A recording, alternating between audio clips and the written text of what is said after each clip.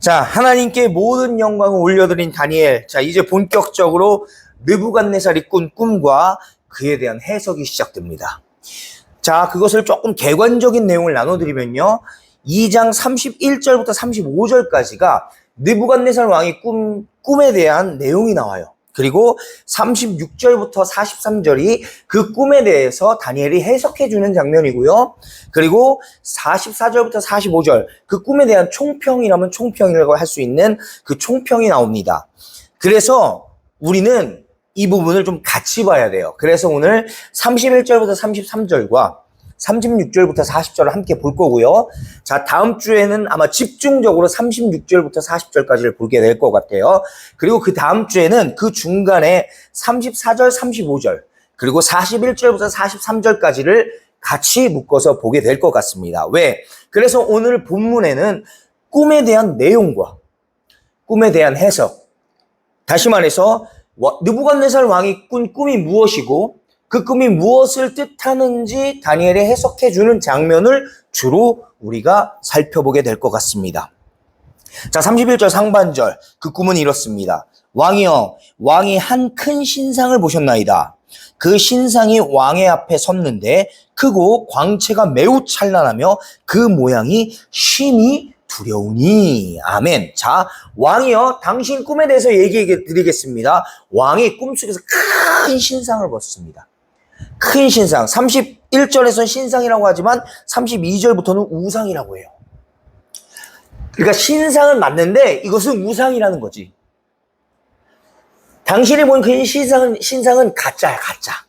우상이야, 가짜. 근데 그거는 일부러 다니엘이 그렇게 저술을 한 것 같고요. 자, 여하튼 왕이여, 당신이 꿈속에서 본 건 큰 신상입니다. 큰 신상을 보셨는데 그걸 희미하게 본 게 아니고 흐리멍텅하게 본 게 아니고 확실하고 또렷하게 영안이 열려서 본 것처럼 환상을 본 것처럼 정확하게 보셨다라는 거예요. 그런데 그 신상이 어떻대요? 그 신상이 왕의 앞에 섰는데 크고 광채가 매우 찬란하며 그 모양이 심히 두려우니. 크고 광채가 났을 뿐만 아니라 심히 두려웠대요. 무서웠다라는 얘기죠. 자, 그런데 여기서 우리가 좀 한 가지 짚고 넘어가야 될 것은 느부갓네살 왕이 큰 신상을 본 이야기. 엄청 큰 신상을 본 것 같아요.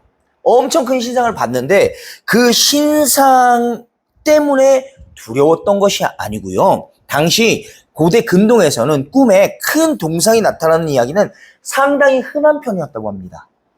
자, 그렇게 이 왕의 꿈 이야기가 특별한 이유는, 특별한 지점은 그가 꾼 내 꿈의 내용이 엄청나게 큰 신상이어서가 아니라 아무에게도 말하지 않았던 느부갓네살의 꿈을 다니엘이 정확히 짚어냈다는 것. 그리고 그것을 정확하게 해석해 나갔다는 것에 있다라는 겁니다. 자, 이제 다니엘의 해석을 따라 느부갓네살이 꾼 꿈에 대해서 좀 살펴보길 원합니다. 그 꿈에서 본 신상이 크고 광채가 매우 찬란했지만 그 모양이 심히 두려웠답니다. 왜요? 요렇게 생겨 먹어서 그래요. 이 32절부터 33절. 그 우상의 머리는 순금이요, 가슴과 두 팔은 은이요, 배와 넓적다리는 노시요, 그 종아리는 쇠요, 그 발은 얼마는 쇠요, 얼마는 진흙이었나이다. 아멘. 자, 그 우상이 큰데 머리는 순금이고요. 정금이에요. 엄청 휘황찬란한 정금이에요. 그리고 가슴과 두 팔은 은이고요. 그리고 배와 허벅지는 청동입니다. 그리고 종아리는 쇠. 그리고 발은 쇠와 진흙으로 섞여 있어요. 그렇게 생겨 먹었으니까 금이면 금, 은이면 은 이렇게 됐는데 어디는 금, 은, 쇠, 진흙 이렇게 다 섞여 있으니까 이게 기이한 거죠. 무섭게 가뜩이나 큰 게 제대로 생겨 먹은 게 아니고 이상하게 생겨 먹었으니까 무서운 거예요. 그리고 중요한 것, 금에서 시작해서 뭐로 끝나요? 진흙으로 끝납니다. 밑으로 내려갈수록 그 가치가 점점 하락하고 있다라는 겁니다. 이것은 무엇이에요? 그 동상의 기반이 취약하다, 기초가 취약하다라는 것을 의미하고 이것은 곧 세상 왕국의 설립 기초를 이야기하는 겁니다. 머리는 정금이고 순금이지만 발에 가서 이 발 부분이 아마 다음 주에 집중적으로 할 것 같은데 발 부분이 진흙과 쇠로 섞여 있어요. 그리고 이게 절묘하게 조화를 이뤄서 섞여진 게 아니고 물과 기름처럼 섞이지 않고 그냥 지 멋대로 있는 거죠. 이 세상 왕국의 설립 기반이 취약한 이유가 뭡니까?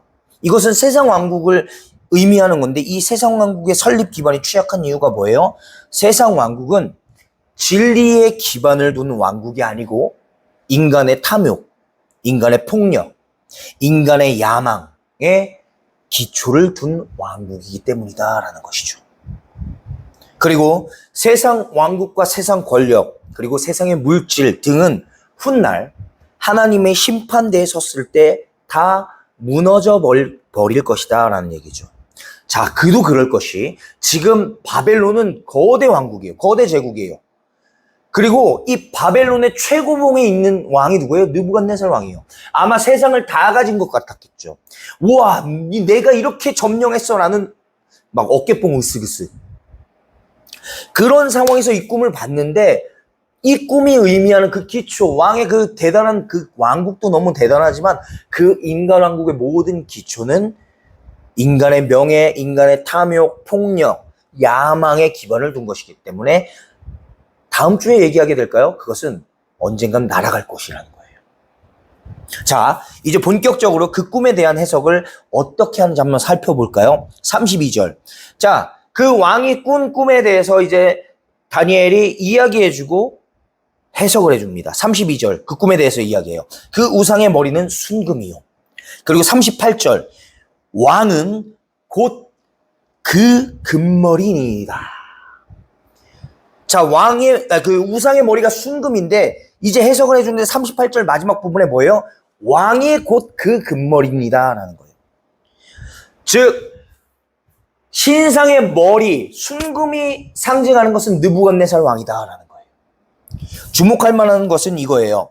느부갓네살 왕으로 일컬어진 이 우상의 머리만 왕 자체를 이야기하는 것이고요. 나머지는 다 나라, 나머지는 다 왕국들을 상징한다는 거예요.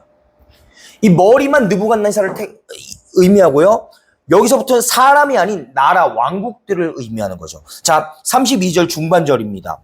자, 머리 이후에서 가슴과 두 팔은 뭐래요? 은이래요. 이것을 뭐라고 해석을 하냐? 39절 상반절. 왕을 뒤이어 왕보다 못한 다른 나라가 일어날 것입니다. 왕보다 못한 나라가 일어날 거라는 거예요. 여기는 왕이지만 나라를 이야기하는 것이죠. 왕보다 못한 나라, 이것은 곧 메디아와 페르시아 왕국을 이야기합니다.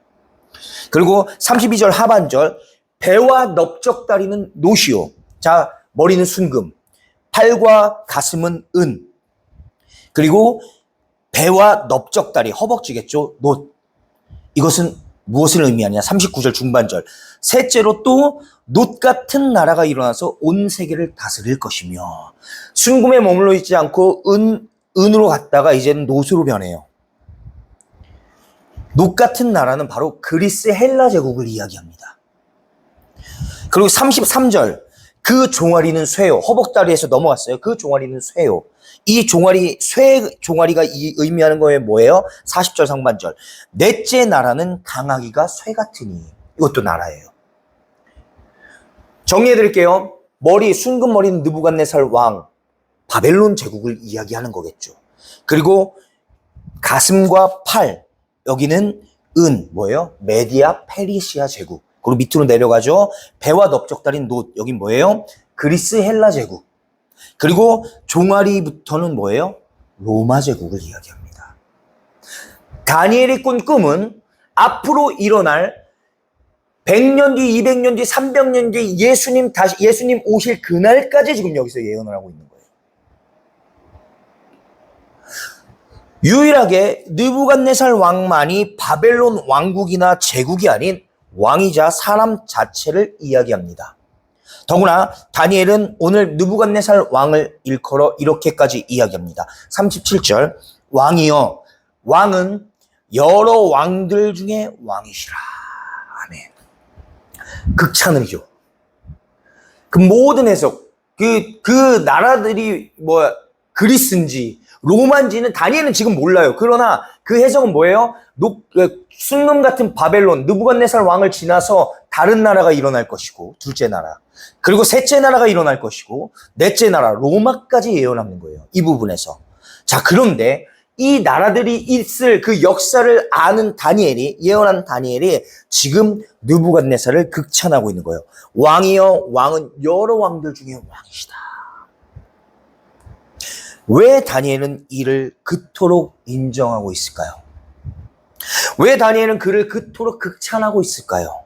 나를 포로로 잡아온 왕인데, 내 나라를 멸망시킨 왕인데 이 왕을 극찬하는 이유가 뭘까요? 사바사바? 아니요, 다니엘 성격상 그렇지 않습니다. 그의 인생을 살펴보면 이것이 충분히 이해가 되는 대목이거든요. 자, 바벨론의 흥망성쇠를 살펴보면 느부갓네살 왕은 곧 바벨론 그 자체였습니다. 바벨론은요, 고대 근동을 주전 605년부터 주전 539년까지 총 66년 동안 그 지역을 패권을 장악하고 있었어요. 이 66년에 달하는 제국의 역사 중에서 느부갓네살 왕이 66년 가운데 무려 43년이나 다스렸고요. 그가 죽은 다음에는 이 거대 제국 바벨론이 몰락할 때까지는 불과 23년밖에 걸리지 않았습니다. 이 23년의 시대는 그야말로 불안하고 몰락 그 자체인 시대였죠. 자, 바벨론의 마지막 왕이 나부니두스라는 왕이었는데요. 이 나부니두스는 주전 556년에서 539년에 이르는 18년 동안만 통치하는데, 이 18년 가운데 10년은 자신의 아들 벨사살 왕과 섭정, 즉 공동 통치를 했어요. 이 섭정이라는 것은 군주가 직접 나라를 통치할 수 없을 때 군주를 대신하여 나라를 세울 왕을 세우는 거예요. 그 왕이 벨사살 왕이거든요. 그 벨사살 왕이 다니엘서 5장인가 6장에 나옵니다. 자, 무슨 말이에요? 다니엘은 지금 느부갓네살 왕 때 관직에 올라요.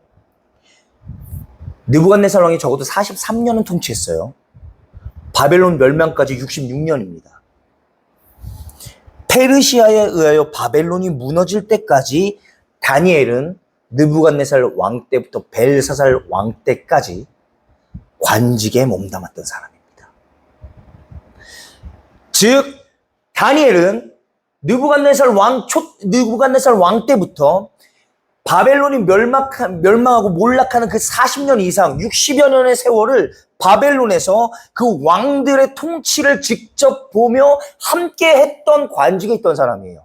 그런데 그가 봤을 때 느부갓네살 왕이 43년 동안 통치했을 때는 이 바벨론이 평안했어요. 그런데 느부갓네살 사후에 23년 동안 바벨론이 급격히 멸망합니다. 자, 다니엘은 그것을 보는 거죠. 그렇게 다니엘은 지금 바벨론의 흥망성쇠와 바벨론이 느부갓네살 왕에 의하여 엄청 흥하다가 그의 사후에 그 나라가 어떻게 몰락하는지 이러한 과정을 전부 지켜본 사람이거든요.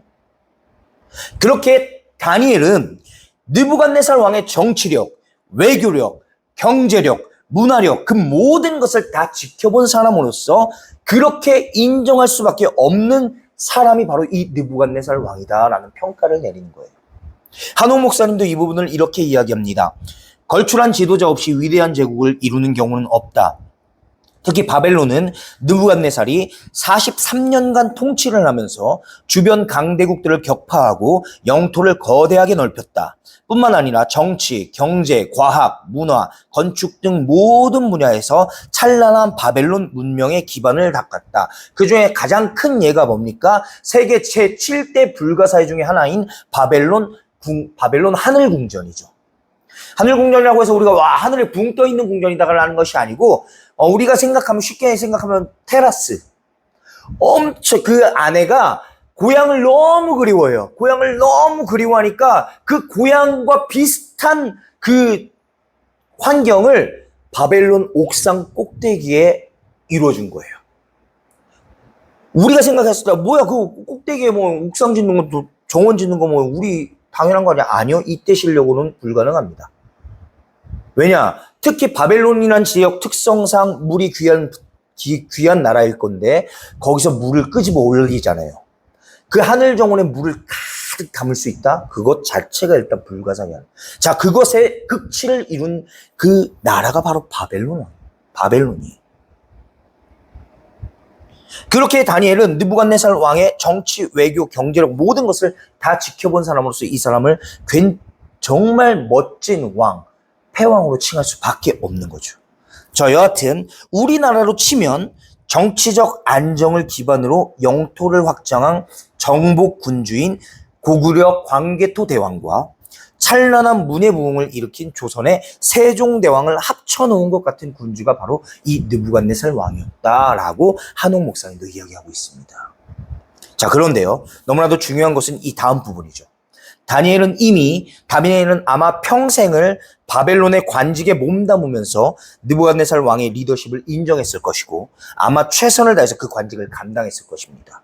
그런데요. 여기서도 다니엘은 자신의 정체성을 잊지 않습니다. 37절부터 38절. 왕이여, 왕은 여러 왕들 중에 왕이시라. 하늘의 하나님이 나라와 권세와 능력과 영광을 왕에게 주셨고 사람들과 들짐승과 공중의 새들 어느 곳에 있는 것을 막론하고 그것들을 왕의 손에 넘기사 다 다스리게 하셨으니. 아멘. 자, 그거는 모든 권세를 누가 주셨대요? 하늘의 하나님. 다니엘은 느부갓네살 왕이 대제국의 왕으로서 누리고 있는 이 지위와 권세와 영광이 당신의 능력에 의해서 얻어진 것이 아니라 역사를 주관하고 계시는 하나님으로부터 온 것임을 분명히 알려주고 있는 것입니다. 느부갓네살 왕 앞에 있을 때 내 목숨이나 내 생명을 구걸하는 꿈보다 생명의 주관자 되시는 여호와 하나님, 그 꿈을 나타내시는 여호와 하나님을 높이는 것이 다니엘의 정체성이었고요. 이 기회를 틈타 내 명예나 관직 혹은 내 부나 이익이나 물질을 취하기보다는 그 모든 부와 이익을 느부갓네살 왕에게 허락하시 주신 분이 여호와 하나님이심을 알려주는 것이 다니엘의 진정된 정체성이었다라는 겁니다. 이것이 다니엘이 왕 앞에 선 이유요. 다니엘이 그 꿈을 해석하고 그 꿈을 알려주는 이유입니다. 내가 높아지고 내가 뭐 잘되고 함이 아닌 그것들을 거절해서라도 왕이시여 당신에게 그 모든 것을 허락해 주신 분은 여호와 하나님이십니다. 제발 정신 차리고 믿으십시오 라는 그 정체성이 포함되어 있는 것 아닙니까? 바로 나는 하나님의 자녀입니다. 내게 왕의 꿈을 보여주신 분도 여호와시오, 그 해석을 알려주신 분도 여호와심을 저는 잊지 않겠다라고 선포하는 그 정체성이 표현되는 부분이 이 부분 아니냐라는 거죠. 무슨 말이에요? 왕이시여 기억하십시오. 당신에게 그 모든 권력을 주신 분도 여호와시오, 그 권력을 허락하신 이도 여호와십니다. 왜요? 세상 모든 권력의 주인은 당신이 아니고 누구예요? 여호와 하나님이시기 때문입니다. 라는 선포를 하기 위해 이 자리에 섰다라는 거죠. 뿐만 아니라 그 모든 세상, 당신이 쥐고 있는 그 권력, 그 모든 세상의 권력, 세상의 모든 물질, 세상의 모든 그 권세, 그 모든 것들은 곧 흩어져 나갈 건 유한한 존재들입니다. 라는 것을 알려주기 위함이에요. 그 내용이 다음 주에 우리가 나눌 내용이에요. 그리고 그 세상 권력은 반드시 흔들릴 것이고 바뀌기 마련일 것이다 라는 거죠. 한때 전 세계 휴대전화 시장의 절반 가까이를 차지했던 노키아라는 회사가 있었다고 하더라고요. 저 처음 들어보는 데인데 이 노키아는 영원히 1등일 것처럼 보였습니다. 당시에. 그러나 스마트폰 시대를 제대로 준비하지 못하면서 불과 몇 년 사이에 시장의 주도권을 잃었습니다. 전 노키아라는 걸 처음 들어봤으니까요. 노키아의 한 임원이 이런 말을 했다고 전해집니다. 우리는 특별히 잘못한 것은 없었다. 그러나 졌다. 왜? 준비하지 못해서. 여러분, 세상에서 가장 강해 보이는 기업도 시대가 바뀌면 무너집니다. 국가도 그렇고 기업도 그렇고 개인은 더더욱 그렇습니다. 오늘 내가 붙들고 있는 것이 무엇입니까? 돈, 직장, 명예, 건강? 아닙니다. 그 모든 것들 어차피 무너질 것이고요. 오해하지 마십시오. 그것이 중요하지 않다라는 것이 아닙니다. 저는 오늘 이 시대 속에서 목사로 살아가기 위해서도 그런 것들이 필요하고요.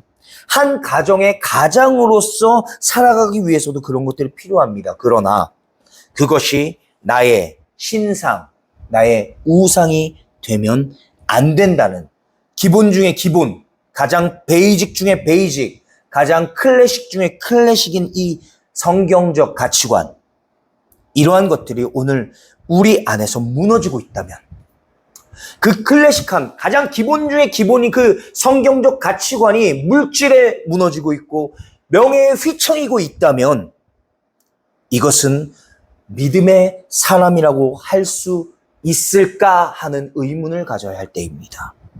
잊지 마십시오. 세상의 것들. 오늘 내가 취한다면 어느 날은 다른 사람이 취할 수도 있는 것이고요. 반대로 오늘 내가 가지지 못한 것이라고 하더라도 하나님께서 그거 나에게 허락하신다면 언젠간 내가 취할 수 있는 것입니다. 우리 하나님 그런 분이시니까요. 사랑하는 행복 누리 여러분, 하나님께서는 오늘 우리의 삶에도 같은 질문을 던지십니다. 너는 무엇을 위해 서 있는가? 너는 무엇 위에 서 있는가? 우리는 어떤 대답을 그분 앞에서 할 수 있을까요? 돈, 직장, 명예, 건강. 오늘 우리도 똑같은 질문 앞에 서 있습니다. 나는 무엇을 의지하며 살아가는가? 나는 무너질 세상을 붙잡고 있는가? 아니면 영원한 하나님의 나라를 붙들고 꿈꾸고 있는가? 예수 그리스도 안에 있는 사람은 흔들리는 세상 속에서도 흔들림이 없습니다. 왜냐하면 그의 삶은 영원한 하나님의 나라 위에 세워져 있기 때문입니다. 기억하십시오. 세상은 변합니다. 권세도 변합니다. 시대도 변합니다. 그러나 우리 하나님은 변하지 않으십니다. 영원한 하나님 나라를 바라보며 오늘 나의 삶은 무엇으로 물들일지 생각하며 묵상하는 귀한 한 주 되시기를, 그래서 주님을 신뢰하는 믿음으로 날마다의 삶 가운데 더욱더 주님을 가까이 느끼며 승리하시는 우리 모두가 되시기를 주님의 마음으로 간절히 부탁을 드립니다.